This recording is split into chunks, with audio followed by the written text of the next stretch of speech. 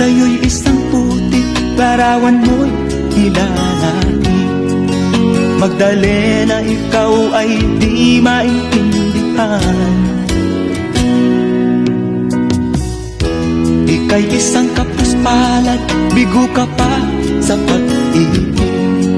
Hindi ka nag-aral pagkat walang pera,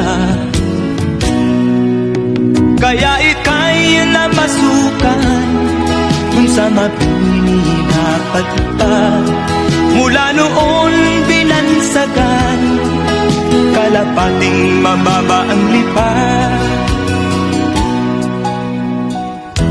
Hindi mo man ito nais, di kay walang magagawa, pagkat kailangan mo mabuhay sa mundo.